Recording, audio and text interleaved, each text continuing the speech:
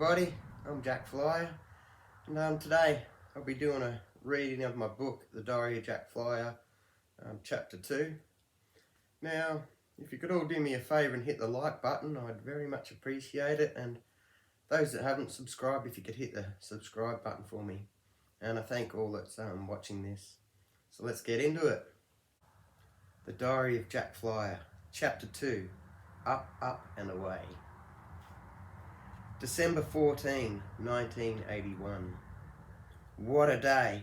I found out a new building inspector, Sammy, shares a mutual interest in aviation, and he has invited me to his property near Gippsland tomorrow to have a ride in his Cessna 172. I'm really excited at the thought of flying for the first time, but after my solo effort, I'm a little nervous. I doubt I will sleep tonight. December 15, 1981. I was up at 3 a.m. as I couldn't sleep, just too excited, nervous, anxious, the works. It was a long drive to Gippsland in the Hillman, but I still arrived an hour and a half early, as I usually do. As expected, Sammy's property continued in the theme of Richville, like the murk he drives around in. Bloody gigantic bluestone house, couple of Mercedes in the garage, lush green acreage, and of course horses frolicking through the fields in abundance, and his missus. Wow, what a lucky man. After a cuppa and a chat, we headed out the back to his hangar. My nerves and excitement could not be contained, and I fear my shaking may have been noticed. At 7 a.m, Sammy dragged his big beautiful Cessna 172 out and began checking it over.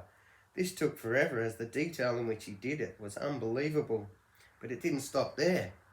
Once we were in the plane, his checks continued, endless checks, before he even started the thing. Sure enough, once started, more checks, accompanied by confusing radio calls. With all that going on, he still informed me on everything in which he was doing. Sorry Sammy, you lost me at, we'll drag her out for pre-flight checks. Finally, it was time to take off. My adrenaline was pumping as he opened the throttle and we leapt forward. Again, the speed was extraordinary, but I must say, looking back, I'm struggling to recall the takeoff at all. It happened so fast. We climbed out rather steep, and once we levelled out, he insisted I take control. I held the yoke, white knuckles showing, sat my feet on the pedals, and I sheepishly moved the yoke right, and she responded with a swift roll. I levelled the yoke, but the plane held a bank. I then turned the yoke left, and she rolled back level. I noted to myself that they don't self-right, and they are very sensitive. He asked me to hold 2,000 feet and 90 knots, and advised me on the importance of airspeed.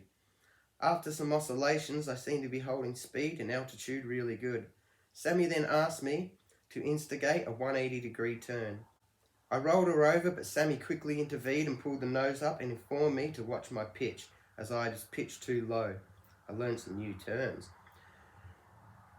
Turning took a couple of goes, but I seemed to have the hang of it after a few attempts. I also learned about aircraft wake turbulence after I performed a 360-degree turn and the plane hit a forceful bump and a thump, my heart too. Sammy explained to me as flying through your own wake. But sure did scare the life out of me. After about 45 minutes, the sun was heating up and I noticed some bumps beginning in the air. Sammy said nothing, so I just continued staring at the panel and flying the plane. Then from out of nowhere, we encountered one of those thermals I'd been reading about, like the one I flew through in Black Betty before crashing in a panic. Again, Sammy said nothing, but I felt rather hot between the collar as these continued. The landing is what I'd been waiting for, and as we were on final, another new term I learned, things seemed to be in slow motion at the beginning, but then speed up. I remember the runway coming faster and faster, and as we levelled above the grass, things seemed to be in warp drive, and I found it hard to focus. Before I knew it, we were down, and in an instant he called touch and go and we were back in the air. He asked how I went, and I explained the speed was so great I lost focus. Try looking at the end of the runway, he explained, and on the next approach I did just that and was amazed at how it seemed to slow down the event. We continued a series of landings with Sammy inviting me to hold the yoke as well as feel the movements throughout the landing. This is a great learning curve and I'm so much more confident now. I could not stop thanking Sammy, and I think all my questions that followed may have upset him, as after a couple of hours as such, he informed me him and his wife had to go out. Anyway, as I sit here now writing this, I'm still shaking with excitement. I love flying. I only wish I had Black Betty finished now, as I feel so confident and inspired to fly again, right now. I will spend tomorrow doing the finishing touches and organise Charlie for the next weekend's test flight. Can't wait. Best day of my life. Sorry, Doris.